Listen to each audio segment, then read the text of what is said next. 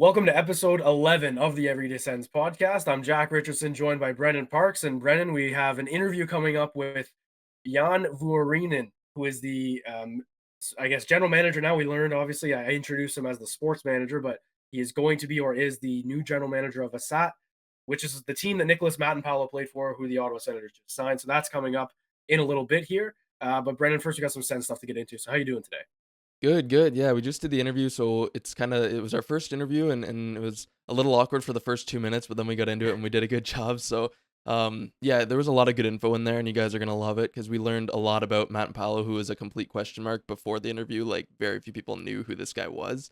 But yeah, it's a good interview and I'm glad we can do that. We're just gonna talk a little bit about a few sense things here and then we'll share the interview and that'll be episode that we're in. Yeah, if nothing else, the interview will make fans more excited about Matt and Pella. I left feeling more enticed about this player. So we've also get into some scouting stuff with him. He is the chief European scout of the NHL Central Scouting. So we got some good questions about Finnish prospects for the Sens and all that. So obviously we'll get into that. But first, like we mentioned, we got some Sens stuff to talk about. And once again, this carousel of ownership keeps going. I'm not going to talk about how long the bids are taking and all this because everyone's fed up with it. It's just been dragging out so long.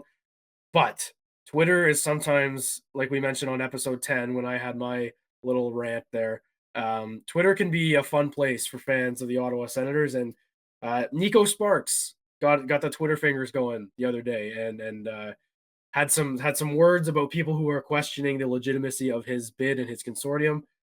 So before we read what he said, what were your initial thoughts? And then we'll kind of go through what he said and break it down.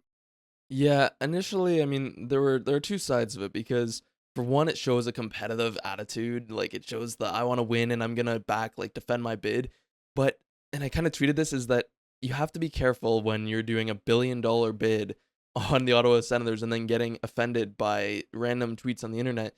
And I know Nico's frustrated because I'm sure there's a lot of positivity surrounding his bid behind the scenes that we don't know about. And it seems like a lot of the media coverage is just like negativity, like, oh, they're adding investors, they don't have money. I'm sure he's angry. I'm sure he's frustrated, and that's fine. But at the same time, like, it's somewhat unprofessional to kind of, and not that he was rude or anything, it's just kind of unprofessional to take to Twitter and randomly reply to some tweet who it's not even like a person, it's like an account that nobody knows who they actually are, and just take offense to that. I think as a sports owner, you have to have thick skin because whether you like it or not, you're going to get criticized. I mean, you can't make everybody happy. And we saw this with Eugene, and this is why people were upset, is that it's a red flag because Eugene, his downfall was that he couldn't take criticism. Every time the fans would criticize him or the media would ask hard questions, he would like come out with this public spurt of like nonsense. And it's not something you want to see from a sports owner, and especially here in Ottawa where we're very sensitive to that type of thing. Yeah, and I'll shout out Laleem's Martian, who actually had a pretty good little thread about why it's so ridiculous what Sparks said. And but before we get into that, let's read it just for anyone who might have missed it. I know we might have some listeners who don't have Twitter and didn't see anything Nico said.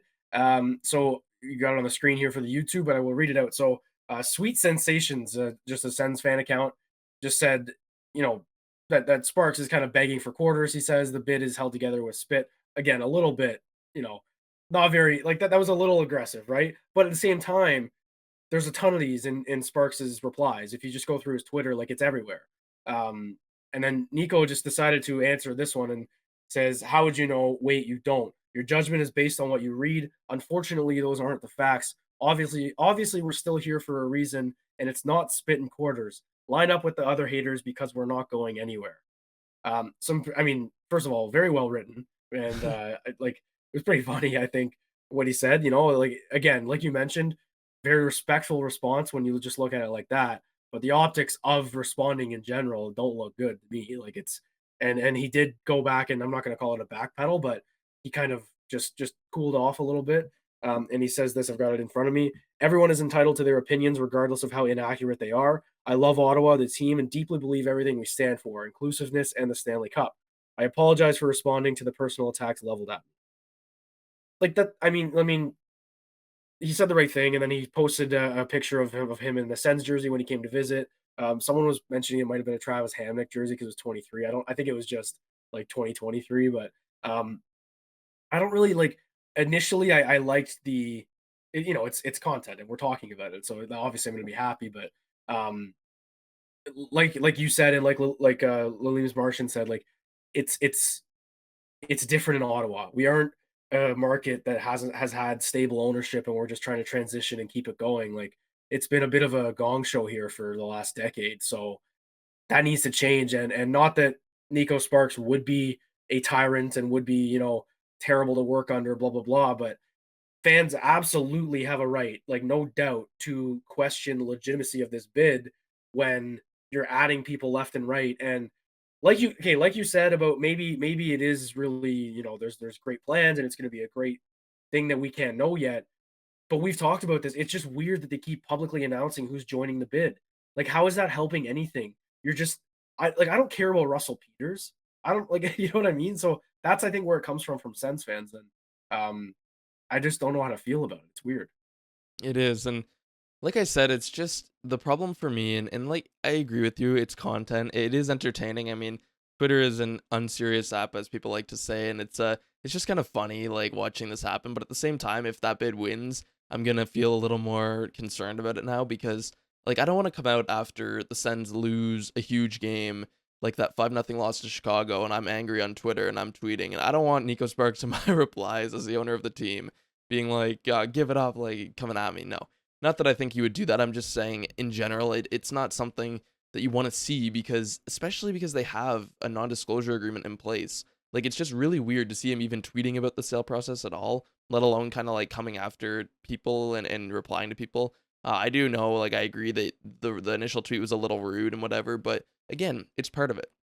Like, heck, we get rude tweets all the time. It's just part of being on Twitter is people are rude because they don't show their own actual personality. So it's an area where people can just kind of like say whatever they want without any repercussions. So I don't know. I think Nico kind of let his emotions get the best of him there, and again, very well written. He seems like a scholar, but it's just not something that you want to see from a potential owner of the Sens. And I think people are very within their right to question the bid because there are financial concerns. Like, we don't know where the money's coming from because they haven't told us. They've basically told us everything except what we want to hear. So, I mean, I think that's something that Nico and his group kind of needs to consider too, is that, and I saw a lot of comments saying this, is like if you kept us more informed on where the money's coming from and different parts of your bid, we'd be a lot more supportive. It's not just that we hate your bid, it's that what's come out publicly is not like pleasing. Like it's concerning. So I think moving forward, like we'll see where this bid goes. And I can't even believe we're still talking about this. The sale process should have been done so long ago. And every day it drags on. I just think that's one more day of job security for Pierre Dorion, DJ Smith. That's more on the fact that the new owner's not going to be able to help with the draft or with free agency or this offseason. It's just kind of disappointing because we're kind of approaching the territory now of entering next season just completely stagnant without a whole lot of change, and that sucks. But regardless, I think there is still going to be an expectation. So exciting. Hopefully this is the week. God knows it's anybody's guess at this point. It's a frustrating process, and yeah. Yeah, the thing too is with Sparks is like it's not that we like other groups more, and I know I'm not trying to speak for you, but I'm assuming like Sparks is not the number one preferred bid right now anyway. But like it's more because they haven't been public, but they've also been very public, right? Like we know nothing about Michael Landauer based except for what he's done in the past. But he hasn't come out and said, "Yeah, I'm submitting a bid. Oh, I've got this guy with me. I've got this guy." The Kimmels have literally just added the weekend, and that's it. And that was just a report. It wasn't even. I think it was like slightly confirmed, maybe. And yet again, like that's it. You don't need to make head waves because, like we keep mentioning, you don't need to win the fans over now. You got to win them over when you buy the team. So I don't know this. I think with Sparks, it was Snoop Dogg was there to what was originally announced to fight Ryan Reynolds to kind of give them a leg up and be like, hey, we got a celebrity too. Then Remington and Ryan and Reynolds drop out, and it kind of like Sparks went nuts with the celebrities, right? Like again, like Donovan Bailey, I think that's a great idea. He's a black athlete in Canada. He's from Ontario. That with what the Sparks crew wants to do with diversity in hockey, that's perfect. That's literally a great role model for that. Russell Peters from Brampton, I just like I don't understand. And then missing a guy, I think, or maybe that's all three. But anyway, Well, then they got the it's Dragons Den people on board too. right. The Dragon's Den, which again, I guess adds a little bit of legitimacy, but maybe there's a video of Nico going on there and being like, "Hey, I got a pitch to you. Let's buy a hockey team." That'd be some must-see TV. But that's kind of the thing that's weird about this whole bid. Is like it's been very public, and it's not just reports. It's literally him confirming it, and we just saw it on the Twitter. So I don't like it, but and I think this publicity that he's creating for his own bid. This is kind of what I wanted to ask you actually is do you think it's if you're the Melnick estate and the GSP firm in New York, do you think this hurts or helps? I would say if anything, it hurts. I mean, I would agree, but the interesting thing about the Melnick thing is that, and Ian Mendez and Bruce Garrett kind of mentioned this, is like the fact that this bid is even still in the process means that they're giving them something to consider.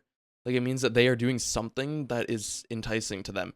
And like I think Ian mentioned just speculation, it's not confirmed because it's pretty tight this process, but maybe because the Melnick sisters, they've been very forward thinking and kind of like they want to push diversity and they want to make the game more attainable for everyone, and that's a great thing, and they did a really good job of that. But that's what this group is preaching, so maybe they like kind of what this group holds as values, and that's important to them because we know it's important to them. So that was something I think Ian maybe pointed out or speculated that they must be providing something because otherwise the group would just be booted out. Like, and apparently it's not money. It's not that they're offering the highest bid, so they've got to be providing something else. So I think this kind of whole tweet thing, it hurts him for sure.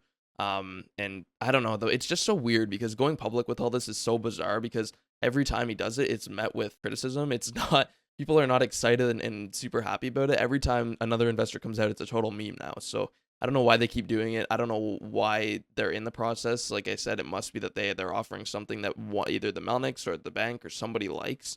But yeah, it's kind of wild that none of the groups have been firmly eliminated yet.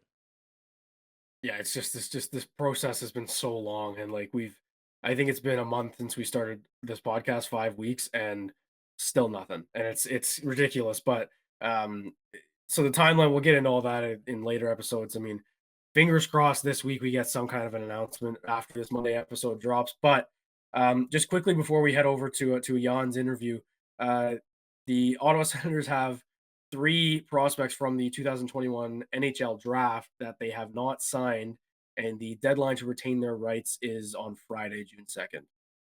And those players are second round pick Ben Roger, Carson Latimer, who was sixth round, fifth round, just blanking Fourth here, and round. then fourth round for Carson Latimer, and then Chandler Romeo in the sixth round, I believe, or the seventh round. Again, not super aware Seventh of round. where they were drafted, but they were all 2021, a draft class that has been very juxtaposed against the 2020 draft, which was such a success for the Sens.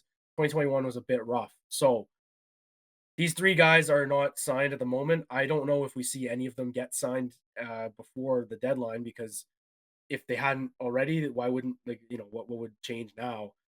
It's not like they're haggling over money. It's just yes or no kind of thing. Uh, I know we've kind of talked about it a little bit, and it seems it's probably a pretty popular opinion. But of the three, who do you think is the best option for the Sens to sign at this point? Oh, definitely Carson Latimer. I think Latimer, he's someone who he played on the ice who just made a big run. I think they lost in the finals, but he was on Zach Ostapchuk's team, and he's a guy who he actually scored big goals. Like he was a fourth round pick, but he's one of the fastest players from that class. Like he's a very very good skater, and he stood out during the rookie camp and rookie tournament last year. He was one of my standouts. He looked very very good. I'm surprised he's not signed because he's someone who I think could come into Belleville and actually make an impact. Like he's a legitimately good player with kind of unique assets and tools. He almost reminds me of like the Formanton type, where he's just super fast, but he can actually score. Um, I think the one we need to talk about is Ben Roger. Just before we get into the interview we did, Ottawa traded down for Roger in that draft, and they traded out of a spot, and then Logan Stankoven, who's been excellent for Team Canada, and he was drafted by Dallas. He was picked like I think either in their initial spot or like right after. So they basically passed on Stankoven to get Ben Roger, who's just a big defenseman. And again, it should be mentioned that that was the year a lot of players didn't play, so they didn't get to necessarily see a lot of players. But at the same time, fans were pretty much on the consensus of like, what kind of pick is that? That's kind of absurd. Some of the players picked right after Ottawa picked Roger at 49th. So you had Vil Koivunen, you had Atu Ratti, who's obviously in the NHL, Jack Pert, Matthew Nyes of Toronto was within the next 10 picks. You had JJ Moser of Arizona, who's played games, Sean Barons, Colorado, Colton Dack, Riley Kidney, Oliver Kapanen, these are all guys who either have played NHL games or look like they're going to be playing NHL games in the near future. And it just seemed obvious to pick them at the time. Like Atu Ratti was projected to go first overall for the longest time, and he ended up falling and falling. But I mean, why not pick him? Like, why not take him? And why not be the team that takes him? Because um, he was just used as part of that trade for Bo Horvat this past year. He was a big piece in that deal. So I don't know. For me, like Roger, it's a weird pick, and I don't expect him to be signed. He signed an amateur trade agreement with Belleville this past year, and I think he played a few games, but I didn't really hear anything about him. I don't know. It's really odd that you lose a second round pick 2 years later. Like it's very bizarre, and it's not something you like to see. But again, that 2021 draft is just kind of an outlier, and we can blame that on maybe they didn't get to see the players. I think every other draft has been really good, so it's kind of a mixed bag for the amateur scouting in the recent years. Yeah, it's tough because they didn't play. Like, I think Tyler Boucher was their 10th overall pick that year, obviously, and I think he played like 30 games maybe, or not even. Like, I don't know, and it was the COVID year, obviously, which is why no one played. So to me, it seems like with the pretty immediate success of the 2020 draft, where guys like Tyler Clevin, who were picks that were scrutinized at the time, um, started developing very well. I think Dorian and Trent Mann were just like, let's go nuts. And I think because they didn't see, they said, let's follow our intuition and our hunches. And Ben Rogers probably a good example of that, right? I know at the time, again, it was a bit of an outrage because he was drafted higher than he was allotted to. But in the interview we have with Jan, we mentioned Leevi Meriläinen, who was unranked in 2020, and now look, he's the top goalie prospect for the Sens. He's one of the top goalie prospects in the NHL. So I think it's the give and take with this regime in terms of amateur scouts. But that being said, I think they saw Ben Roger, big defenseman, obviously, and assumed maybe that he could develop into a NHL caliber player. The fact that they just haven't signed him, and they did sign him to an amateur tryout, but not an entry level deal, that tells you all you need to know. And I think interestingly too, like the Sens have for the most part stayed away from OHL players. Like they haven't drafted a ton of OHL guys, and he was one. And I mean, I guess Boucher was with the 67s, but he was not drafted from the 67s. Like it's a different league, I guess, for the Sens, and they don't. There's something about it that they don't like. And I know something that got headlines actually. Just before we wrap up here, like something that got headlines was the Edmonton Oilers didn't.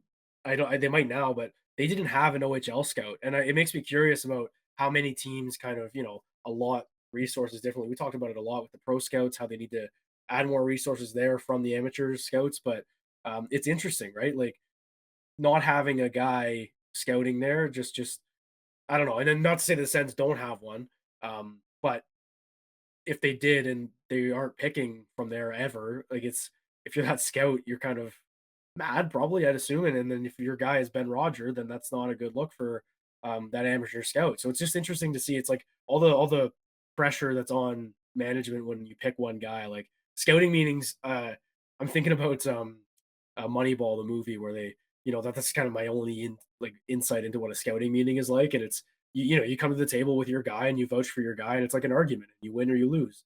And someone won the Ben Roger argument, and that unfortunately is not panning out for the Sens right now. And look, we're not again.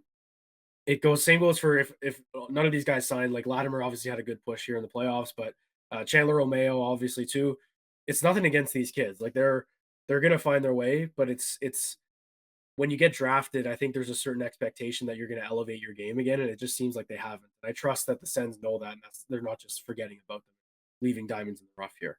Well, and certainly more so for a second round pick than a seventh round pick too. It's like I said, it's just really weird to almost give up on the development of a prospect you picked 2 years ago. Like it's not even 2 years ago. It's just it's so weird to just give up because when you draft someone, obviously you see like it's gonna be a development timeline. Like they're not gonna make the NHL unless they're a top pick. They're probably not gonna make the NHL right away, right?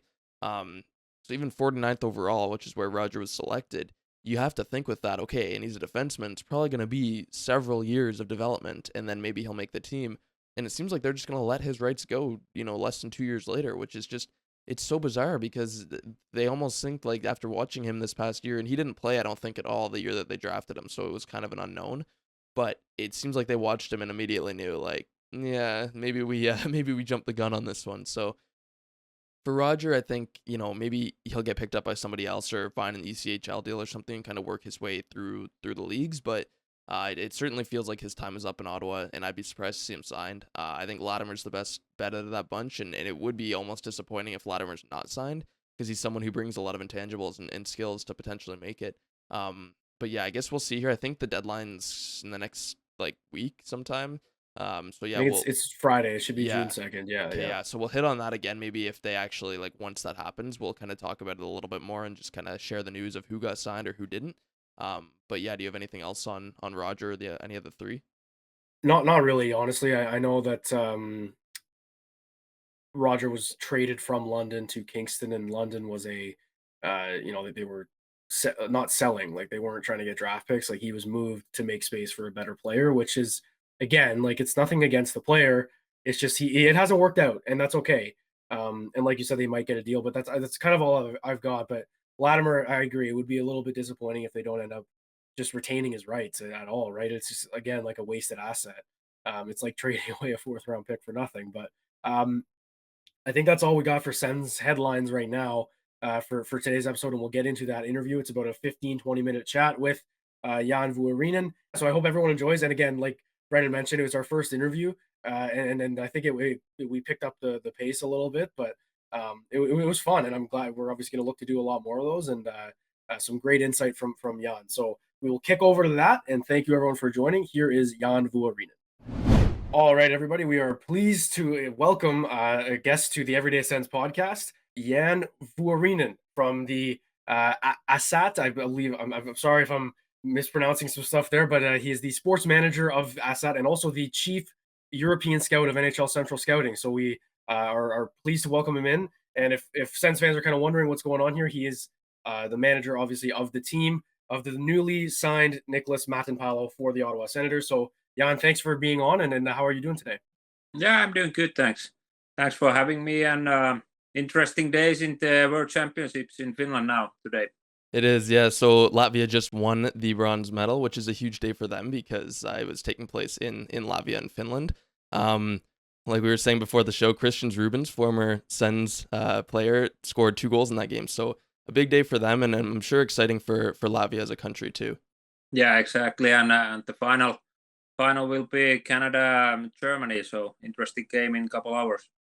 Yeah, obviously some German connections here in Ottawa with Tim Stützle. We will get into some scouting questions later, but obviously originally we want to ask you about Nicholas, and we want to kind of wrap our heads around what kind of player the Sens are acquiring here. Pierre Dorion said that this is a depth acquisition for the Sens, and they've got a pretty crowded blue line as it is right now, but I don't think anyone was kind of shaking their head at the signing. It's just more curiosity from Sens fans. So I guess my first question to you is just about the kind of player the Sens are getting here, and what can we expect in training camp and as he kind of gets comfortable in North America. I think it's safe to say that he was definitely the most improved player during the season in whole Finland, because when he started the season with Ässät, he was 6th or 7th defenseman, and I joined the club in 1st of October, and of course I've seen Matinpalo play as a junior, and then in Ilves, and now a couple of years in Ässät, and he at first glimpse he really got my eye that this guy is really improving. He works hard every day and does extra stuff on the weight room and also on the ice, and he really improved during the season and got more confidence to playing with the puck too, and then he got to the national team during the February break. That was his first tournament. He did well in Sweden, and then he earned the spot for the training camp for the World Championships, and he stayed there until the end and made it to the team, and played a strong tournament, home tournament in Tampere. So I was really impressed how he developed during the season. Yeah, he scored 3 points in 8 games there at the World Championship, and he registered a career high in points for you guys this season, and he looked like he had a very improved season. I guess I kind of ask you, like, how did he elevate his game? Because he's 24, so usually guys like he's a bit of a late bloomer, right? So what did he do kind of differently this year that made his game really step up and earn a greater role for your team? Yeah, he's definitely a late bloomer. I can go all the way back when he was under 18, like a midget. He played double A. He didn't even make the triple A team, and then he worked hard, and he's been always a good athlete, strong guy, and but I think after the last season, he really wanted to change something, and he started to do some extra ice sessions with our assistant coach Timo Turunen, and he really started to improve his also game with the puck and how he handles the puck, and of course focusing on his strengths to the defensive game, and how he wins the battles, and through the hard work, the confidence started to improve, and he really got a bigger role game after game, and then it just went like that. And but I think it's through the everyday hard work. He started to focus more on the details and started to be a bit better, and on every section. It's just a simple story. Work hard every day, and the improving will come. Yeah, that's good to hear, right? You want to know that a player is obviously putting in the extra effort, and it's nice that he got rewarded for it. Another question I have though is usually when European players come over to North America, the adjustment is that everyone talks about is the size of the ice. And from the sounds of how you're describing his play, he seems like a defensive defenseman, right? And he who can contribute a little bit offensively, and he's better with the puck now. Would you say that North American ice is probably more suited to his game, or do you think there will be a bit of a learning curve there just based on defending in a smaller rink? Yeah, of course, like you said, with some players it takes more time to adjust the smaller ice, and things happen there a little bit faster. So he need to be ready for that. But definitely he's ready for the battle game, and he's really strong in front of the net, and in the corners he steals the puck there, and I think anything can happen.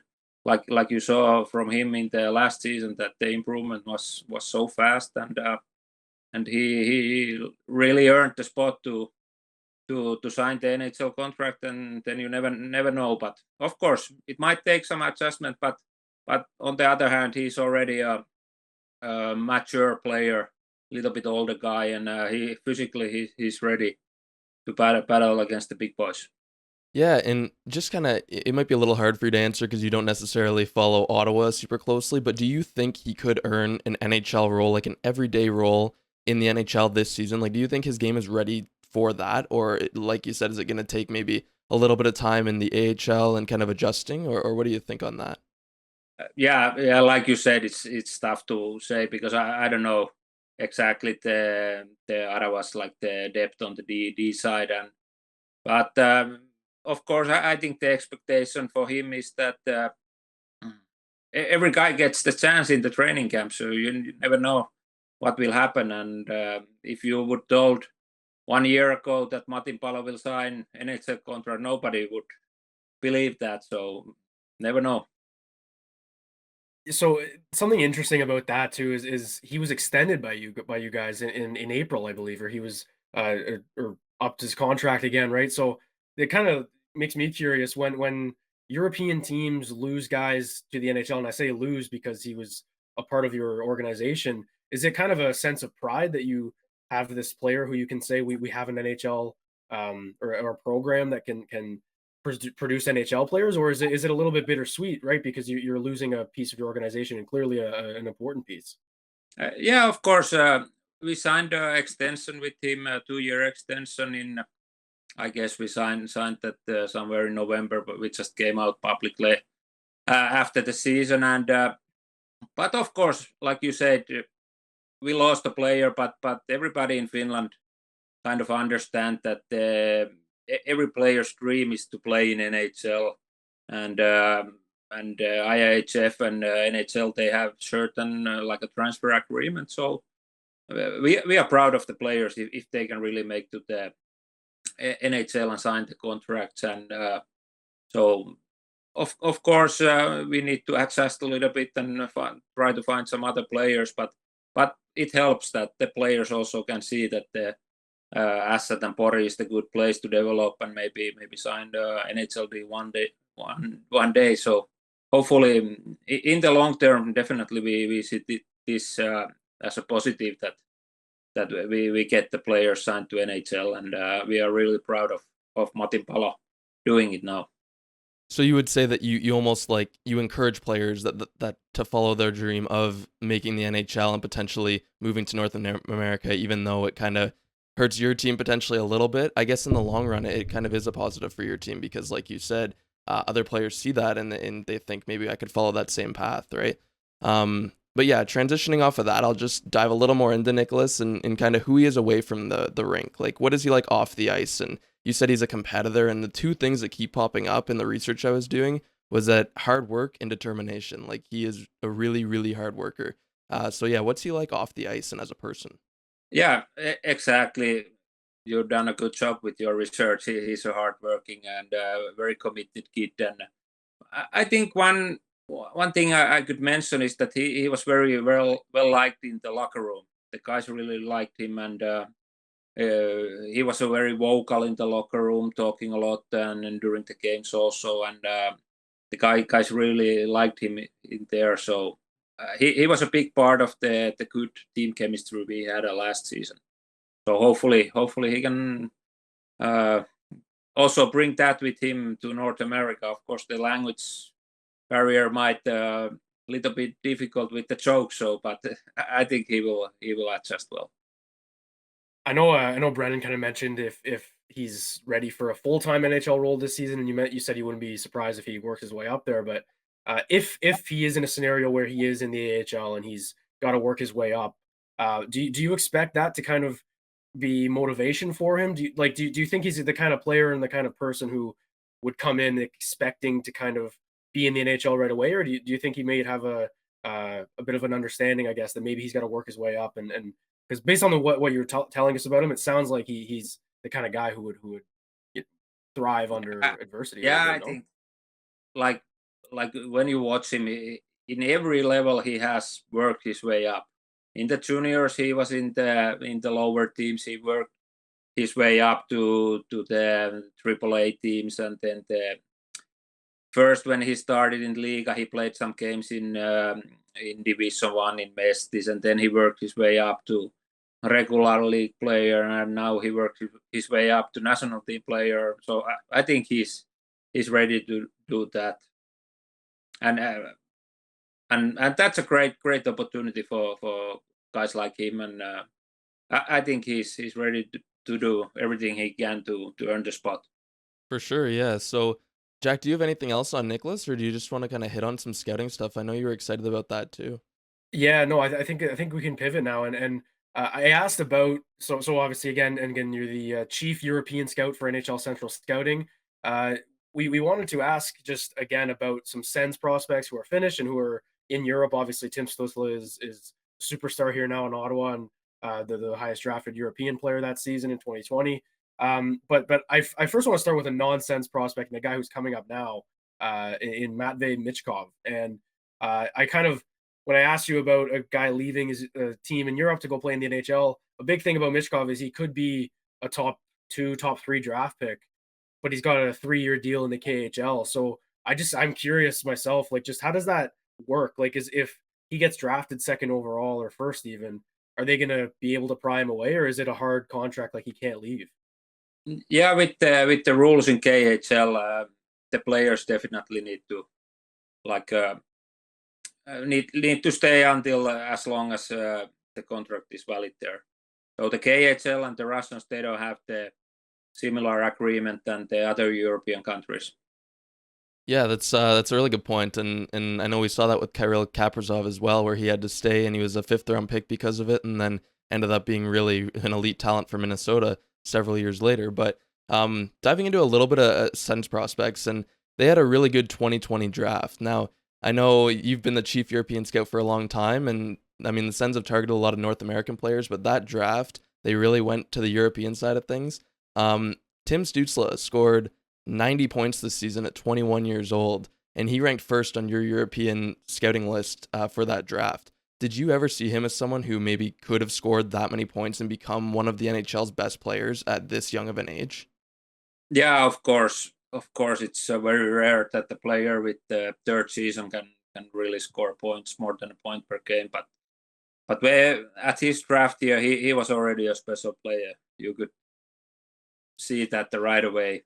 Like Draisaitl, you could see that on the fellow German guy, that he was a special player, and Stützle is a special player. And it's very nice to see that he's doing that well in NHL already in the third season. And I think every year he's been a little bit better. And with Mikko Ruutu as a head scout for Senators in Europe, I think he's done a good job with the scouting players there. So Stützle is a special player, fun to watch. He definitely is, and I'll pivot to a guy who wasn't ranked in Leevi Meriläinen, who the Sens took in the third round in 2020, and his development has been pretty great actually. I would say for the Sens, he's their top goaltending prospect, and I'm again, like, goalies. We all know goalies are voodoo. It's so hard to predict how they're gonna turn out in a year, in 2 years, whatever, but. Was it more of a scenario of him not seeing him enough that he wasn't ranked, or was it something that you guys just didn't like in his draft season that led to him not being on the list? Yeah, definitely. That was a bit of surprise that he was drafted that high. Definitely now you can watch back that the Mikko was right with that. And of course we knew him as a player, but there is always every year few good Finnish goalie prospects, and they are very like a even level. And Meriläinen, he was, if I remember correct, he was playing more on the under 18 league at his draft year, and he was definitely a good pick by Senators. And you could see last season he had a strong season with Kärpät in men's team. I think he was number one goalie, played more than 40 games, I think, and then a few games already in North America at the end of the season. So that was definitely a good pick for Senators. Yeah, and Meriläinen played 42 games. He had a 918 save percentage and 8 shutouts for Kärpät, so that was pretty impressive. And I have to say, I mean, when they picked him in the third round, it was a total wild card. Like, nobody knew who he was, and like as fans, we didn't really know who he was because he wasn't ranked or anything. But yeah, I mean, that was like the ultimate gotcha pick for the Senators because they really hit on that one, it looks like, so far. I'll ask you too about Roby Järventie, because this is a guy from Finland who has become one of the top prospects for Ottawa. I mean, he's a guy who really knows how to score goals, and he's looked excellent in Belleville in the AHL for them. So is he someone you followed kind of growing up, and what do you know about his game? I think he's developing every year. Like his game is more mature now. He already played. I remember they made. Ilves usually does that. The players, they go to KV, which is the Division 1, like a men's level. Most of the other teams, they use the young guys in under 20 league, but they put Järventie in KV, and he scored there well. Then the next season he went to Ilves LIIGA team and scored there well. And I think he's improving game after game. He has a good ability to score, of course, a big guy, and skates well. And I think he's a future NHL player for me, and hopefully he can do that soon. Yeah, I think Järventie is a player who we've circled a lot of guys who can jump into the NHL this season, and he's probably high on a lot of people's list to make that jump. He's got that offensive talent.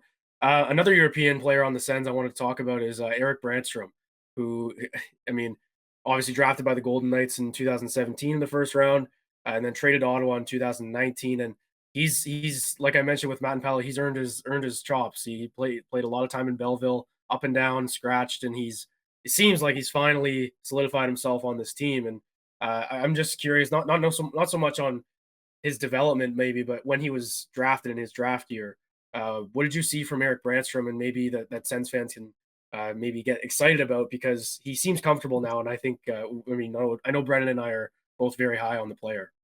Yeah, of course, a really good skater and skilled player, and I think that's what pops out on him. That he's got the skills. Like a typical Swedish prospect, they have that kind of players that the basic skill level is very high and skating, and they understand the game really well. So I think he's got all the tools. He always had those when he was a young player. Yeah, I think with him it's just that transition, right? It's been kind of a hard, long transition for him. He's kind of an undersized guy, but he's making his own path there now. I guess for me, I'll conclude with just the question of what's it like to be both, because you just took up, now you're taking over from Tommy Kurtula as the general manager, I suppose, now for Ässät. What's it like to earn that role and then also be the chief of European scouting for NHL Central Scouting? It must be a pretty packed schedule for you. Yeah, of course, a lot of games, but when you can work in the hockey business, that's a privilege. And I've been scouting now 18 years with Central Scouting, and now Ässät is third team in Finland. What I work for, I was before in Jokerit in KHL, and then before that in Espoo Blues in Finnish League. So I'm used to it, and like I said, it's a privilege to work in the hockey business. So I try to do my best and earn the privilege every day. Well, Jan, thank you so much for joining us, and this has been some great insight into the newest Ottawa Senator in Matinpalo, and obviously some good insight on some Sens prospects as well. So thank you so much for your time, and we hope we won't keep you any longer from this packed schedule you got. Thank you.